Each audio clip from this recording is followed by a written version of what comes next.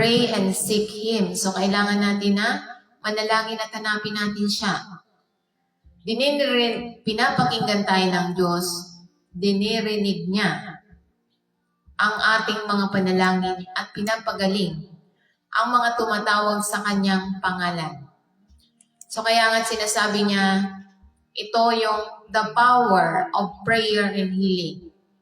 Dahil sinasabi niya sa banal na kasulatan, in James chapter 5 verse 14, is anyone among you sick? Let them call the elder of the church to pray over them and anoint them with oil in the name of the Lord.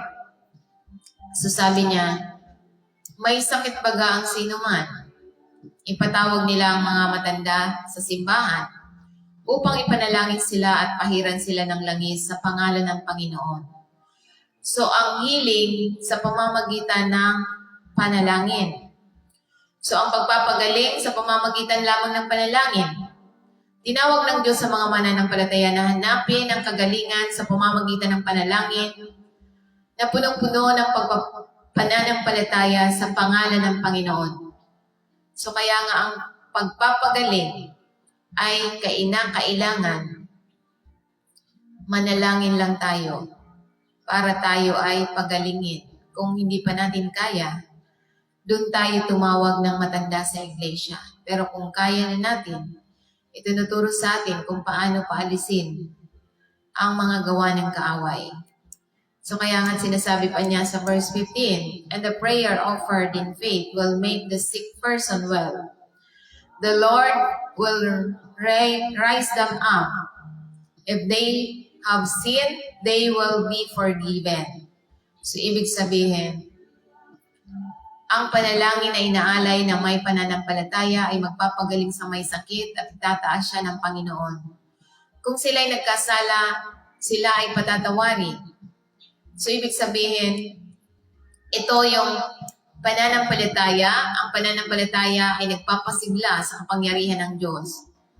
Ang mga panalangin na alay na may pananampalataya nagdudulot ng kagalingan at pagpapanumbalik. So kaya nga mahalaga ang pagtatapat at pagpapatawad. Kailangan nating ipagtapat upang tayo patawarin. So ano ang patatawarin sa iyo kung wala kang ipinagtatapat ng mga pagkakamali? Dahil ito'y naghahatid ng kagalingan. Ang espiritual at pisikal na pagpapagaling, kadalasang konektado. At ang pagtatapat ay humahantong sa kalayaan at pagbabago. Kaya dapat nating ipagtapat ang ating mga kasalanan kapag tayo ay nakakaranas ng mga hamon sa buhay. Kaya sinasabi pa niya sa James chapter 5 verse 16, therefore, confess your sins to each other and pray for each other so that you may be healed. The prayer of a righteous person is powerful and effective. So, ibig sabihin, righteous prayer is powerful. So, ang panalangin ay ng isang matuwid na mananampalataya ay lubos na mabisa dahil ito ay nakaayon sa kalooban ng Diyos. So kaya nga't mahalaga na tayo ay ipinagdadasal natin ang ating nangangailangan. Dahil sinasabi niya, ang matuwid na panalangin ay makapangyarihan. So kaya ano ang dapat nating gawin bilang mga mananampalataya? Sabi niya, sa lahat ng aspeto ng ating buhay, tayo manalangin at hanapin natin siya. Paano natin ito isabuhay sa ating pamumuhay? Kailangan natin seek prayer and community support. So, ibig sabihin, humingi ng panalangin at suporta sa komunidad.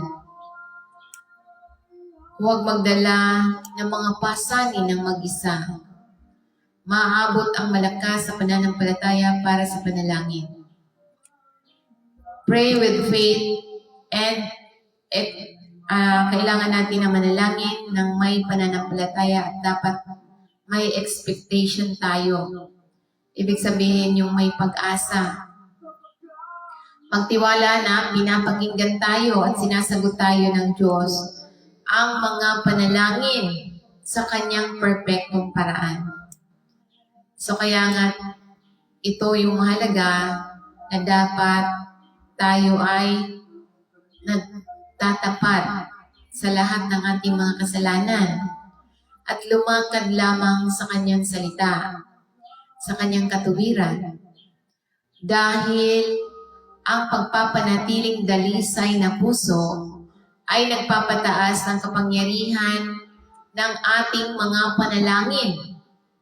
So kung malinis ang ating puso, wala tayong kasalanan, wala nang hadlang para tayo ay pakinggan ng Diyos dahil ang kasalanan ang humahadlang kung bakit hindi tayo napapakinggan. Kaya mahalaga na tayo ay nagtatapat sa lahat ng ating mga kasalanan. Kaya mahalaga na dapat walang mananatiling mga puot, galit, hinanakit, o anumang sama ng loob, o anumang nilalaman na mga gawa ng kaaway sa atin. Kaya nga't mahalaga na ito'y nagpapaalala sa atin na ang panalangin ng isang makapangyarihan ay isang makapangyarihang kasangkapan para sa pagpapagaling, pagpapatawad at tagumpay. So kung hindi ka nagpapatawad, hindi gagaling. Kung hindi ka nagpapatawad, hindi gagaling at hindi magtatagumpay. Dahil ito yung sinasabi na ang Diyos ay kumikilos kapag hinahanap natin siya ng may pananampalataya.